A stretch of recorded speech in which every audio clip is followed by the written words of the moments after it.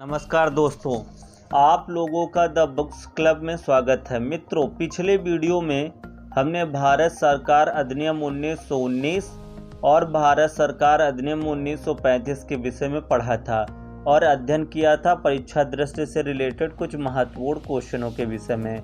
आज हम उसी पे पार्ट अगला बढ़ाते हुए पार्ट 6 में 1937 का प्रांतीय चुनाव पढ़ेंगे। भारत शासन अधिनियम 1935 के अधीन फरवरी 1937 में 11 प्रांतों में प्रांतीय विधानमंडलों के चुनाव कराए गए।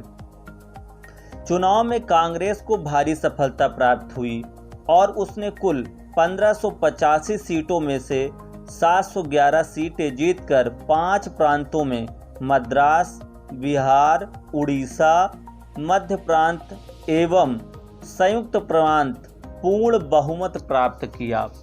वह बम्बई, असम तथा पश्चिमोत्तर सीमा प्रांत में सबसे बड़े दल के रूप में उभरी।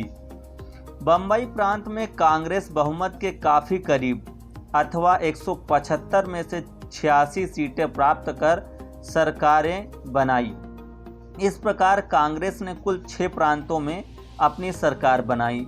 पश्चिमोत्तर सीमा प्रांत एवं असम में भी कांग्रेस ने मिलीजुली सरकार बनाई। पंजाब में तथा बंगाल में एवं मुस्लिम लीग की गठबंधन सरकार गठित हुई। सिंध प्रांत में सरकारी सहयोग एवं गठबंधन से सरकार गठित की गई। 1937 में संपन्न प्रांतीय विधानसभा चुनाव में उत्तर प्रदेश, जिसको पहले संयुक्त प्रांत के नाम से जानते थे, के कुल 228 में से 134 स्थानों पर कांग्रेस को सफलता मिली थी। संयुक्त प्रांत में कांग्रेस ने अकेले सरकार बनाई। इस सरकार में मुख्यमंत्री गोविंद बल्लभ भाई पंत एवं विधि तथा न्याय मंत्री के.एन. काटजू थे, जबकि वित्त मंत्रालय रफ़ी अहमद किदवाई को दिया गया था। लगभग 28 माह तक शासन में रहने के बाद अक्टूबर 1939 में कांग्रेस मंत्रिमंडल ने 8 प्रांतों में निम्न 2 कारणों से सामूहिक त्याग पत्र दे दिया। बिना कांग्रेस की सहमति के भारत को द्वितीय विश्व युद्ध में शामिल किया गया था तथा कांग्रेस के युद्ध के उद्देश्य की घोषणा तथा युद्धोपरांत भारत की स्वतंत्रता की मांग की अपेक्षा की गई थी।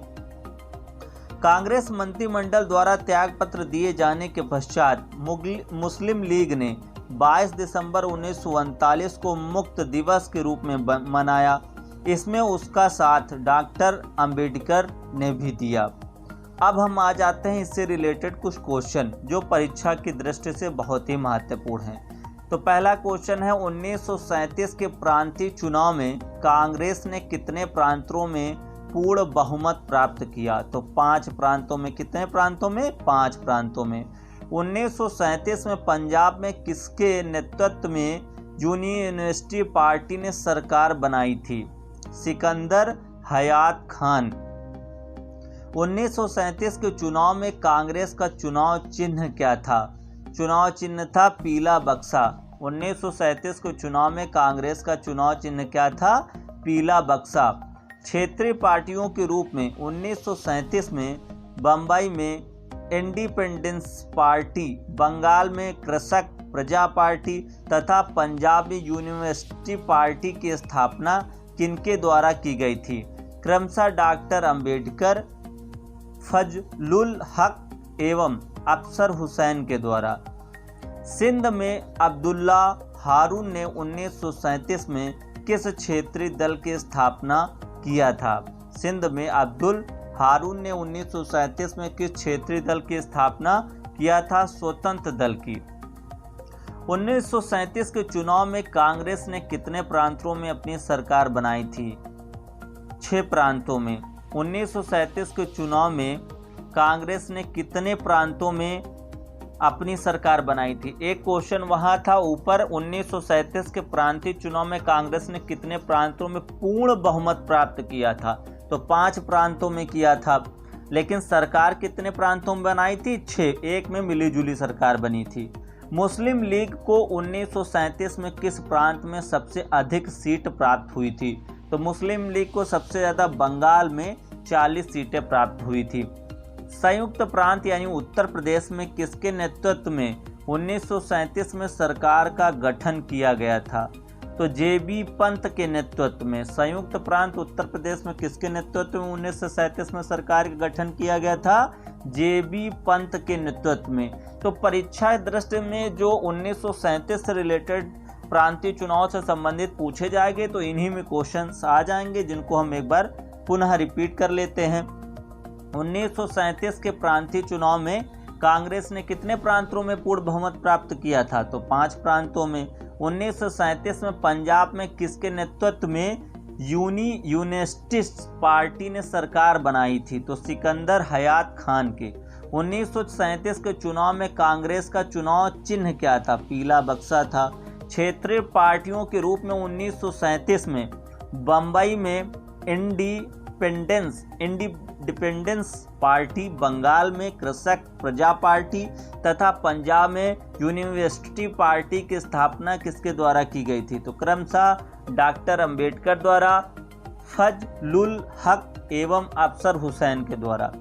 सिंध में अब्दुल्ला हारून ने 1937 में किस क्षेत्रीय दल की स्थापना किया था? तो स्वतंत्र दल की। 1937 के चुनाव में कांग्रेस ने कितने प्रांतों में अपनी सरकार बनाई थी? तो 6 प्रांतों में। 5 में पूर्ण बहुमत था और 1 में मिलीजुली सरकार थी। मुस्लिम लीग को 1937 में किस प्रांत में सबसे अधिक सीटें प्राप्त हुई थी? तो बंगाल में।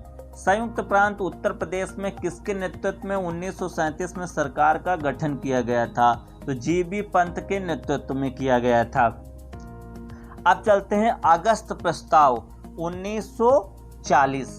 कांग्रेस मंत्रिमंडल के त्याग पत्र से उत्पन्न संवैधानिक संकट तथा युद्ध में भारत के सहयोग की आवश्यकतावश ब्रिटिश सरकार ने लॉर्ड लिनलिथगो वायसराय के माध्यम से 8 अगस्त 1940 को एक प्रस्ताव प्रस्तुत किया, जिसे अगस्त प्रस्ताव कहा जाता है।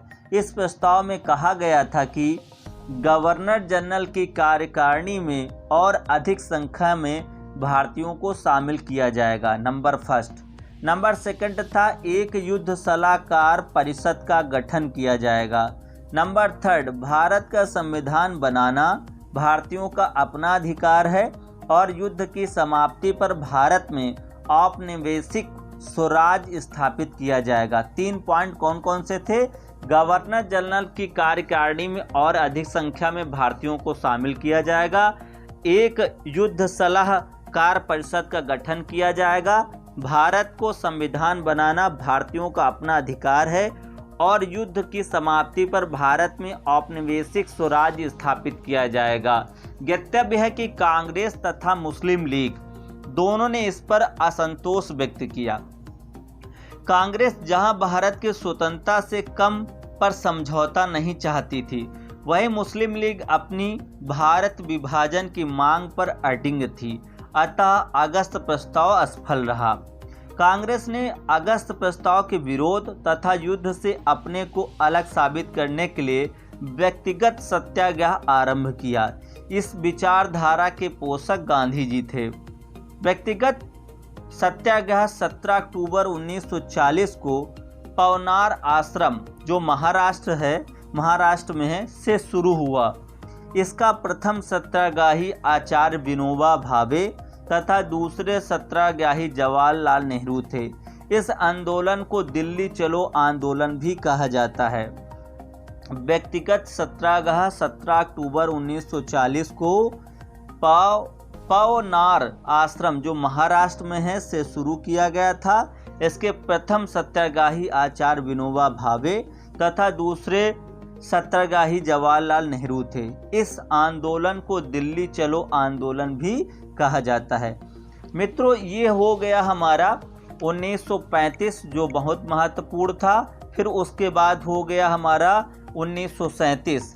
अब इसके बाद जो है हम अगले वीडियो में किप्स मिशन 1942, भारत छोड़ो आंदोलन 1942 और बेबिल योजना के विषय में व शिमला सम्मेलन के विषय में बहुत महत्वपूर्ण क्वेश्चनों को पढ़ेंगे, समझेंगे, सुनेंगे।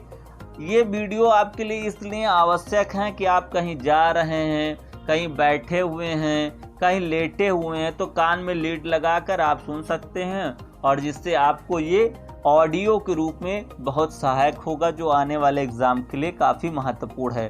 तो वीडियो अगर अच्छा लगा हो तो लाइक, शेयर, कमेंट करना ना भूलें।